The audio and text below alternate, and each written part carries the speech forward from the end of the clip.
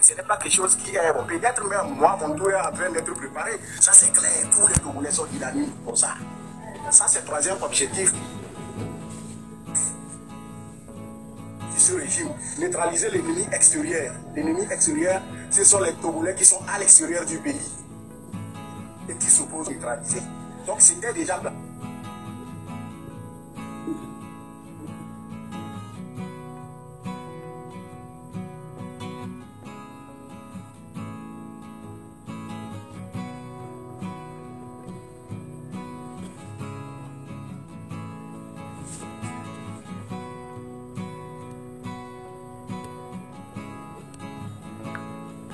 avocat à sa disposition.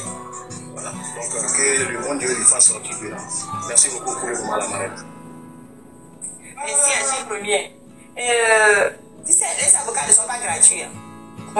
Aucun avocat ne travaille gratuitement. Donc, Jisoro, là-bas, il n'avait pas un travail de milliardaire. Donc, il faisait son petit truc pour se payer ses factures. Donc, moi j'ai vu, depuis, je vois souvent des TikTokers ou TikTokeuses dire, ouais, les donateurs les plus généreux dans les lettres sur TikTok, c'est des Togolais. Les gens le disent régulièrement. Je dis, mais moi, on n'est pas TikToker. Parce que nous, là, ces généreux donateurs togolais qui vont donner des sous à tous les gens sur TikTok, là, pourquoi ils ne viennent pas financer la lutte? Parce qu'on est en train de lutter pour tout le Togo. Mais pourquoi ils passent toujours leur temps à aller donner les sous aux autres qui ne luttent pas pour leur pays? Pourquoi ils ne viennent pas financer les gens qui luttent pour que les choses changent au Togo? Donc, il faut vraiment qu'on s'interroge sur nous-mêmes. Je vous invite vous tous à vous interroger sur une citation de Voltaire. Voltaire a dit, tout homme est coupable du bien qu'il n'a pas fait. Tout homme est coupable. Non, tout homme est coupable de tout le bien. Voilà. Tout homme est coupable de tout le bien qu'il n'a pas fait. Voltaire.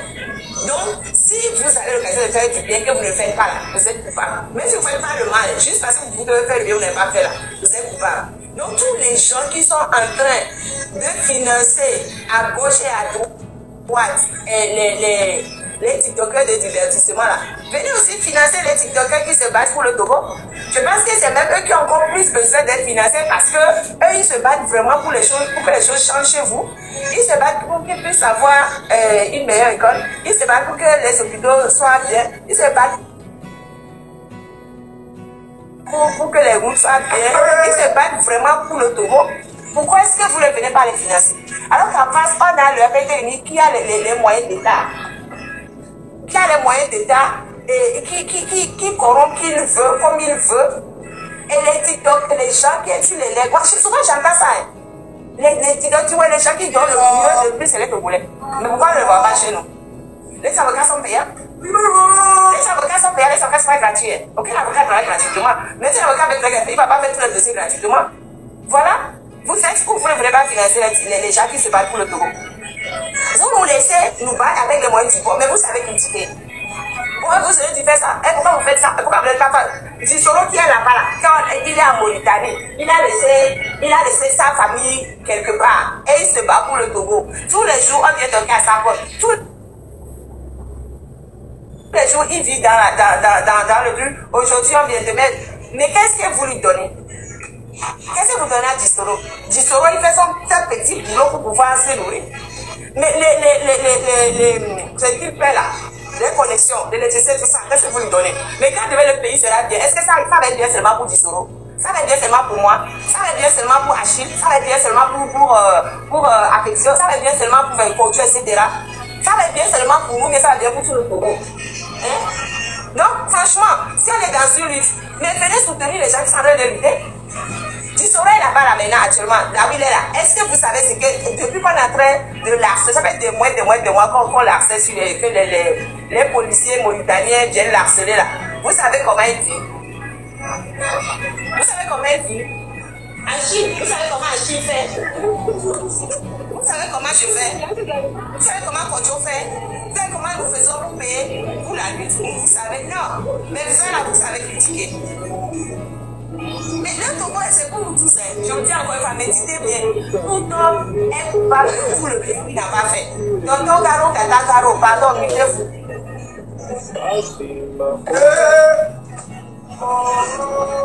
Étant quelque chose à dire? Est-ce que vous avez quelque chose à dire? Je parle à Garo là.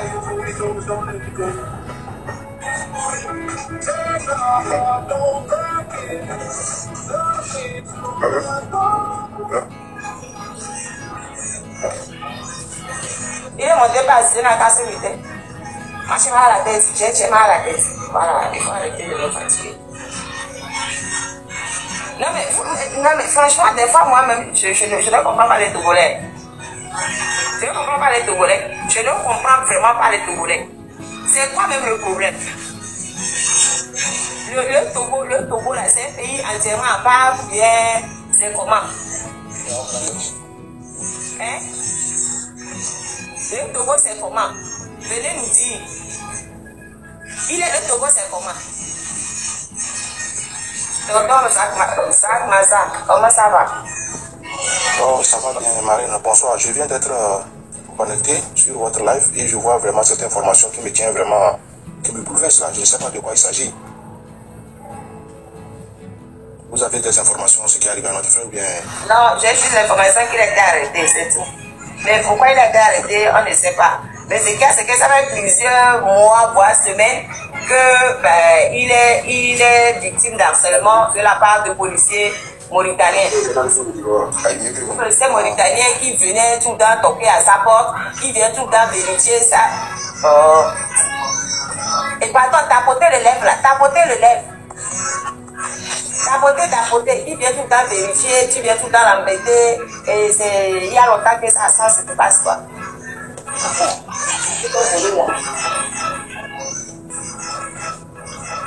Ça c'est grave, c'est grave.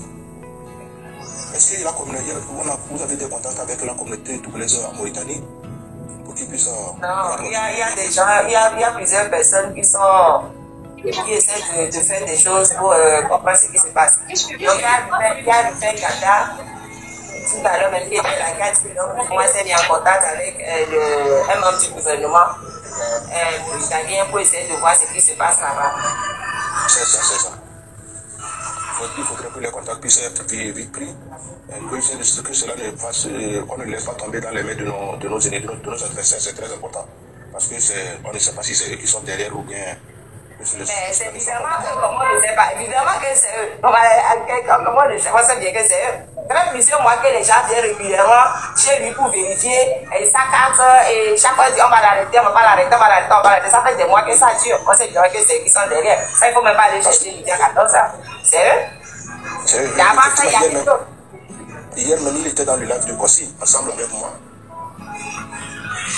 Donc, il faudrait que nous puissions nous mobiliser. Pour ce cas encore, chaque fois on a ces problèmes-là, chaque fois on a ces problèmes, nos concitoyens se font arrêter. Et ça brise l'élan de notre lutte, quoi. Tout ça, c'est pas de moraliser la lutte, mais dans tous les cas, nous sommes au combat.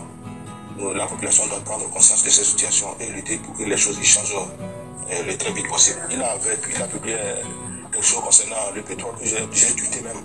Ce que j'ai tweeté, je ne sais pas, ça a rapport avec son arrestation. Le gouvernement togolais, cette minorité pieuse qui a pris le Togolais en otage, continue par exploiter le pétrole offshore, mais ils font savoir aux Togolais que nous n'avons pas le pétrole, tandis que depuis le temps d'Iadema, les Italiens étaient venus et ils ont fait des recherches en haute mer et ils ont découvert que le Togo dispose du pétrole. Et même Ferdinand Ayete en a fait un dossier sur ça, que moi-même j'en ai aussi développé. Donc le Togo dispose du pétrole, que ce soit le pétrole offshore ou bien que ce soit le pétrole piraté depuis le Nigeria est vendu en haute mer, vous voyez. Donc c'est un dossier qui est très sensible. Mais ce qu'il y a pour les gens, c'est de nous mobiliser pour voir l'état de notre frère Dissoro, qui est un très vaillant combattant, un inlassable combattant. Il nous est très précieux pour cette lutte, nous ne le laissons pas tomber.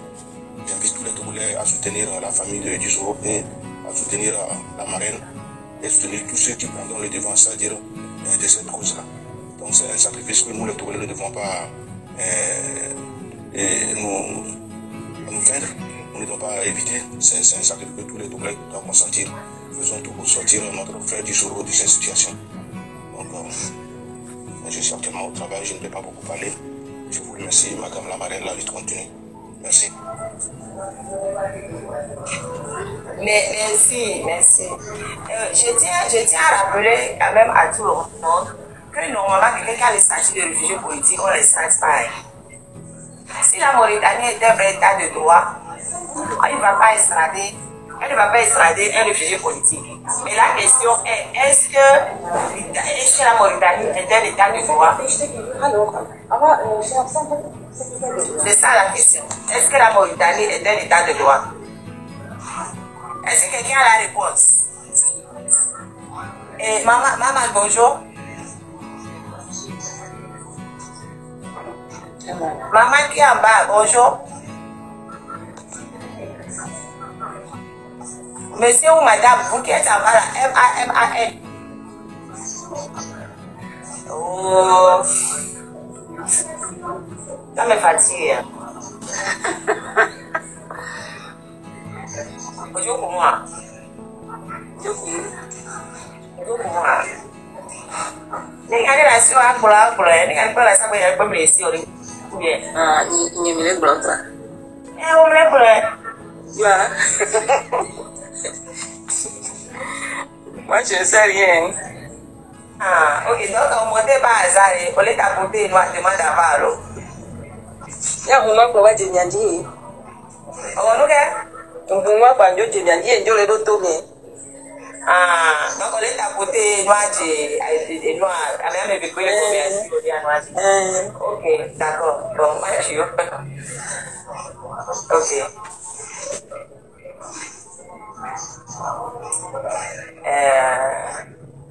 C'est pas un pays démocratique parce qu'on a déjà fait ça en Ivoirien. Mais est-ce que l'Ivoirien avait la protection du ICR? Hein? Est-ce que l'Ivoirien qu'on a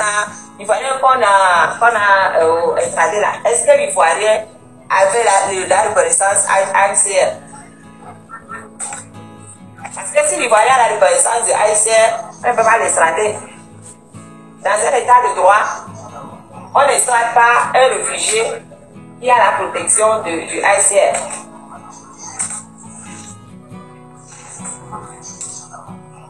C'est une bien, est-ce que la Mauritanie est un état de droit? Si la Mauritanie est un état de droit, normalement, il n'y a aucun risque que Djissoro soit extradé.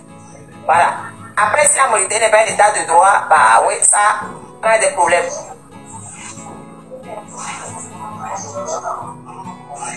Donc moi, je ne connais pas la Mauritanie. Je ne connais pas.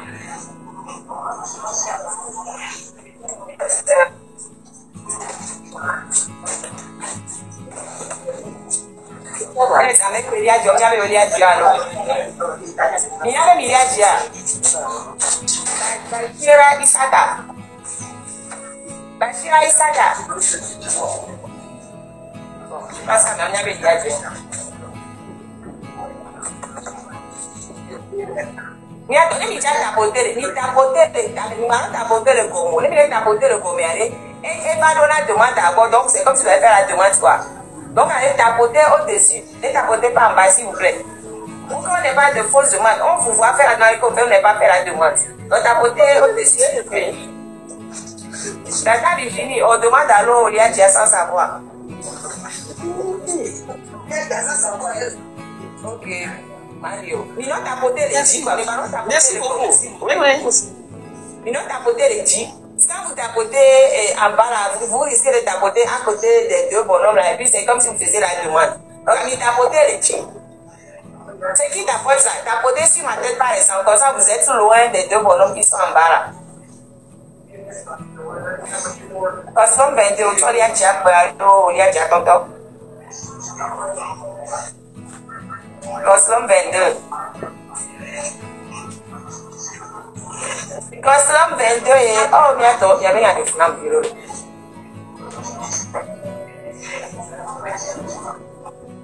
Cosmos 22.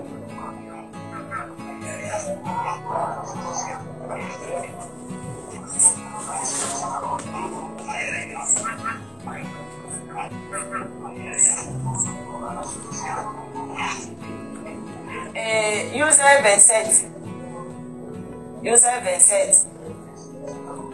User 27, vous êtes monté ou bien c'est par hasard?